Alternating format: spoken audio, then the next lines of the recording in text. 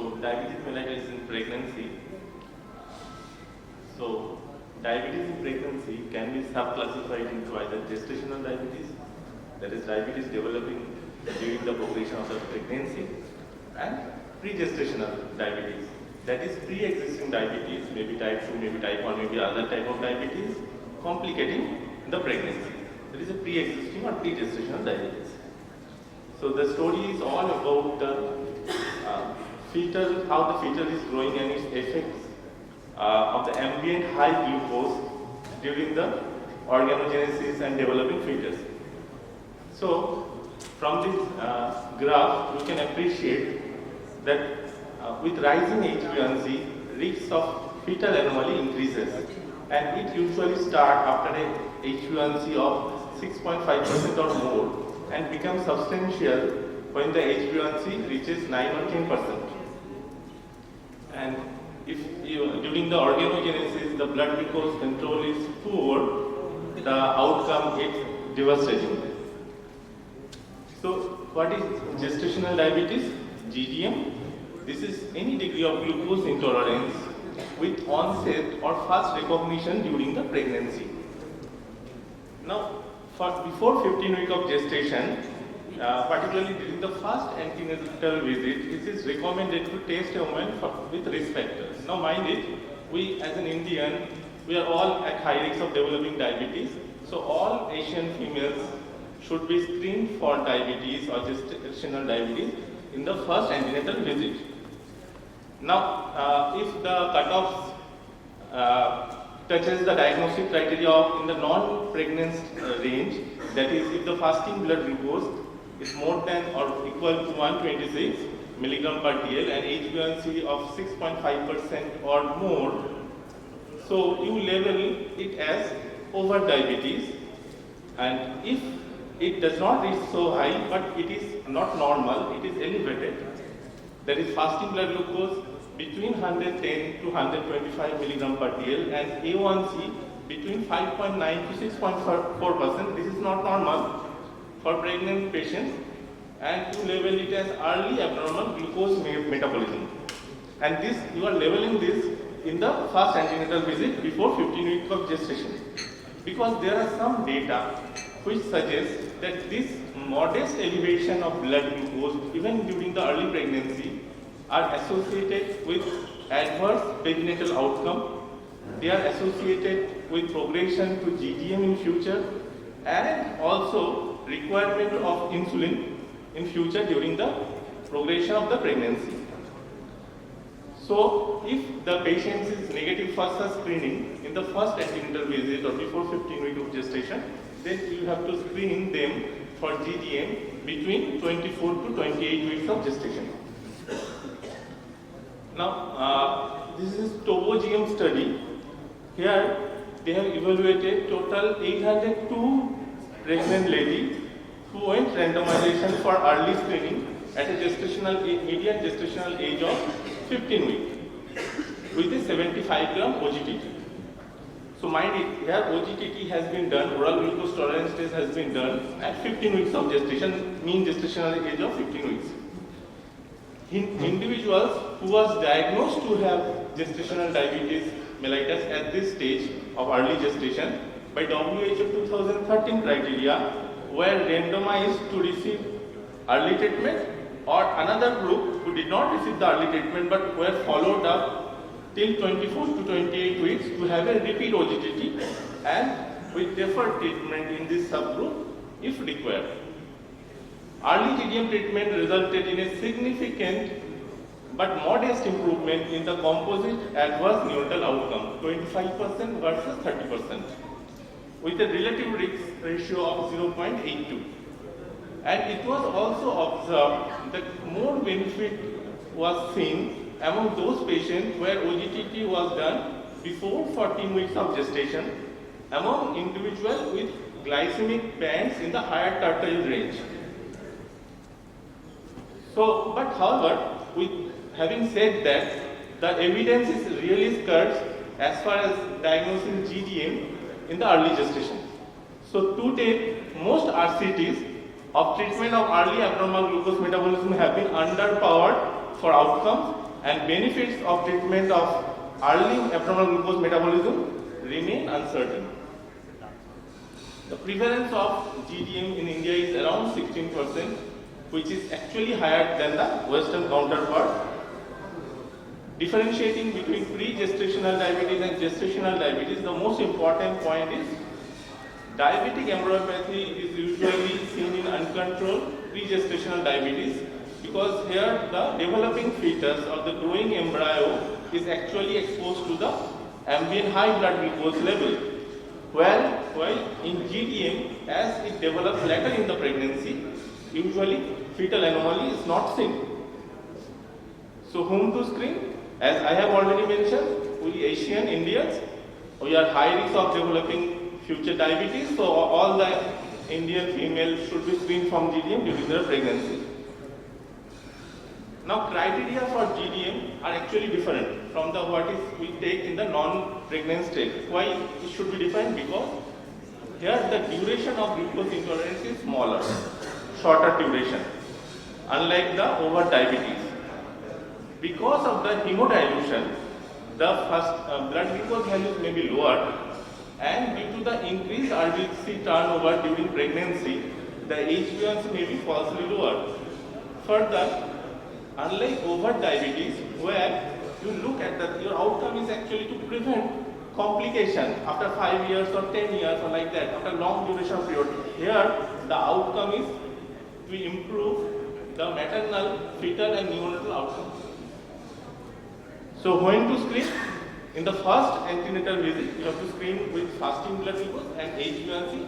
And as I have already mentioned, there is some suggestions that we can do a OGTT with a 75 oral glucose load in the first visit also, and treat accordingly if there is mild glucose intolerance. So in this stage, you can diagnose over type 2 diabetes if fasting blood glucose is more than 126 or HbA1c is more than 6.5, the standard non-pregnant cutoff, and you label is early abnormal glucose metabolism if fasting blood glucose between 110 to 125 and HbA1c between 5.9 to 6.4%. If the first antenatal visit screen is negative, then you have to go for OGTT at 24 to 28 weeks of gestation. There are two approaches for that. One is one-step approach, another is two-step approach. One-step approach is consistent of directly going for a 75 gram OGTT, and in two-step approach, first you go for a glucose challenge stage with a 50 gram glucose load. If the screen is positive, then you proceed for the next step, that is a 100 gram full OGTT. Now, why this 24 to 28 week has been chosen? Because in this figure you can appreciate that in the normal physiology, what happens? In the dotted line, it has been you can appreciate that the insulin level usually rises after 20 to 24 weeks of gestation, and it is actually going hand in hand with the increasing insulin resistance during the progression of the pregnancy. But what happened in the gestational diabetes patient? The insulin response is actually blunted after 20 to 24 weeks, and it can't meet the increased demand of insulin resistance during this phase. So this 20 to 24 to 28 weeks has been chosen to screen for gestational diabetes. Now for one-step approach, you go with 75 gram oral glucose tolerance test. This requires overnight fasting, and it has been recommended by or adopted by IAD-PSG, ADA and Endocrine Society. In the two-step approach, as I have already mentioned, first you go with a 50 gram glucose challenge test in any time of day. Fasting is not required here. If your 1 hour glucose value is more than the threshold of 140 or 130, because they have different sensitivity and specificity, and if the patient is screened positive, then you go for the second step process, that is a full 3 hour 100 gram OGTT test. And two values should be abnormal to diagnose gestational diabetes in this group of patients. And it is being endorsed by American College of Obstetrics and Gynecology. So there is basically controversies regarding that. These are the different diagnostic criteria to define gestational diabetes. So Carpenter-Couston has adopted the Wu-Sullivan-Mahan criteria and converted the whole blood glucose into plasma glucose, and they have done some analytic correction for Godspot method as well. Here, 100 gram OGT is being conducted, and fasting 1 hour, 2 hour, and 3 hour glucose value have been depicted in the figure, and above this, any two values above this will suggest gestational diabetes. For IAD-PSG, the 75 gram single step approach is being adopted, and here 75 gram OGTT, you measure the fasting 1 hour and 2 hour blood glucose value. So the main difference between this Carpenter-Couston and IAD-PSG, Carpenter-Couston being here the cutoffs are actually correlating with the maternal outcome. Maternal outcome, what I mean by maternal outcome? This is the future development of type 2 diabetes in future, after the delivery. So these cutoffs are actually correlated with the maternal outcome. For IAD-PSG, the 75 gram OGTT, here the maternal and fetal outcome both are considered important. And so, and the IAD-PSG cutoffs being evolved from a study which is known as hyperglycemic and adverse pregnancy outcome, HAPO study, which was published in 2008. So, what did they perform? They examined more than 23,000 subjects with fasting blood glucose of less than 105 and 2-hour plasma glucose of less than 200 mg per TL. They conducted a 75 gram OGTT between 24 to 28 weeks of gestation. And what they've seen, that one standard deviation rise in the fasting blood glucose and 2-hour plasma glucose was associated with adverse perinatal outcome in terms of increasing large for gestational age, neonatal hypoglycemia, primary cesarean delivery frequency, and cord blood C-peptide level. The same thing has been depicted in this diagram. But the relation of the adverse perinatal outcome is actually a continuum with the blood glucose values. They did not find, when the IAD-PSG study group evaluate or re-examine this graph, they did not find any particularly threshold cutoffs above which the complication is appearing and below which everything is normal. It is not like that. The perinatal complications was continuously associated with any glycemic values. So what they did, they considered two odd ratio, 1.75 and 2.0 for adverse outcome against the glucose categories, and ultimately through consensus it has been decided they will take a odd ratio of 1.75 and the odd ratio, the average blood glucose value they have taken to predict gestational diabetes mellitus. So these cutoffs 92, 180 and 153 for fasting 1 hour and 2 hour with the 75 gram OGTT between 24 to 28 weeks of gestation, this specific cutoff value predict a 75% higher chance of adverse pregnancy outcome compared to normal blood glucose value or average blood glucose value. So this is by consensus, but actually they have seen complication at lower values also, but they have to decide some cutoff. Now our Indian guideline DIPSI, it is basically a one-step test, convenient because fasting is not required, but problem is this DIPSI cutoffs had not been examined to be correlated with adverse parental outcomes. So none has examined these values whether it was correlating with the adverse parental outcome. And Mohan and colleagues has shown that DIPSI has a very poor sensitivity of around 27%. So no one actually endorsed these cutoffs to be used in practice. Now pathogenesis of gestational diabetes, you all know, it is akin to type 2 diabetes and associated with insulin resistance with some form of beta cell failure was also accompanying, and already I have depicted those things.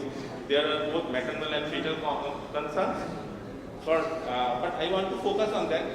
There is a risk of future development of diabetes. So once the patient has a history of GDM, you have to follow this patient up regular interval to see whether this patient develops future type 2 diabetes or not. The risk is around 20% at 10 years, after 10 years of delivery, 30% at 20 years, and like that. With duration, the risk of developing future diabetes increases. Now, for the fetal risk, apart from all the fetal anomalies, and actually GDM is not associated with fetal anomaly, it is the pre-gestational diabetes, but it can be associated with preterm delivery, polycythemia, neonatal hypoglycemia, macrosemia, like that. And these offsprings are also at higher risk of developing metabolic syndrome, diabetes, and obesity. So, target for the fasting blood glucose during treatment or follow-up to be kept between 70 to 95 mg per dl, 1 hour plus plasma postprandial blood glucose between 110 to 140, and 2 hour postprandial blood glucose can be kept between 100 to 120. HbA1c preferably below 6%. However, if the patient is on insulin, then the cutoff can be relaxed to even 7% and avoid hypoglycemia. Concept studies have shown that CGMS can be used in type 1 diabetes patients who got pregnant, and the cutoffs are slightly different, timing range being defined but by a blood glucose value between 63 to 140, and 70% of the blood glucose value should be in the timing range. Most of the studies and the meta-analysis have shown that there is benefit in intervening gestational diabetes with modest blood glucose elevation, and 80% of patients can be managed with, I am talking about GDM only, so 80% of the patient, GDM patient, can be managed with only medical nutrition therapy and modest aerobic exercises. If the aim is not achieved, or the target blood glucose is not achieved within 2 weeks, then you have to go for the pharmacotherapy, and insulin is the gold standard or treatment of choice for diabetes mellitus during pregnancy. Regular insulin, NPH insulin, all are category B drugs. However, none of the insulin analog also crosses the placenta. So they are actually safe. We have RCTs with Lispro, Aspart, and Detimid, so they can also be used.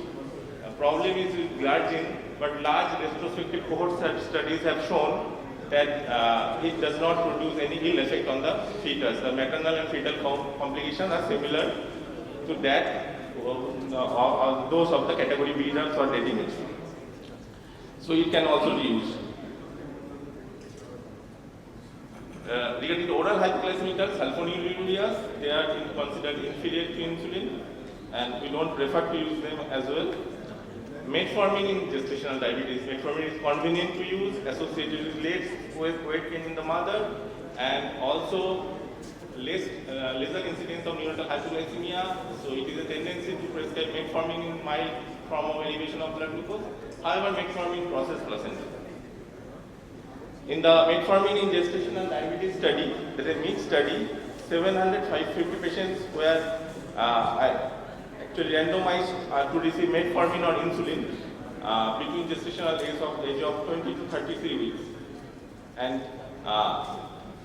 they found no increase in the perinatal complication. And from that study, actually metformin was widely used in pregnant patients. However, the follow-up study, that is the offspring follow-up study, have shown these offspring at 9 years of age had larger BMI, higher fat mass, higher tricep skin thickness, MRI measures, abdominal fat volume was higher. So there is certain concern about this, whether these babies are going to develop metabolic syndrome and type 2 diabetes in future or not. So, in the meta-analysis, they have shown that metformin causes smaller neonates with an accelerated postnatal growth and higher BMI in childhood. So, metformin can be used as a second-line drug where control is difficult, or if the patient really is not able to manage with insulin properly, but it should not be considered as a first-line drug in GDM. Now, monitoring is 4-point blood glucose profiling with GDM, and in pre-existing diabetes, it is 6-point profile to be monitored. It is GDM or diabetes in pregnancy should not be considered as an indication for cesarean section or premature delivery, unless until the management is good and follow-up, in most of the GDM cases, you are achieved to withdraw the drugs after delivery, 30 seconds only. So we can withdraw the drugs after delivery. So in those cases, you have to retest the patients between 4 to 12 weeks postpartum because of by OGTT to detect whether there is diabetes present or diabetes persisting or not, and follow up this patient accordingly as per the results are.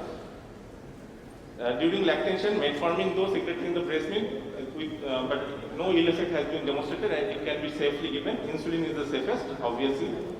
So to conclude, all pregnant women should be screened for dysglycemia at the first antenatal visit through fasting blood glucose, HbA1c, and possibly with OGTT, because some evidence are coming with that also.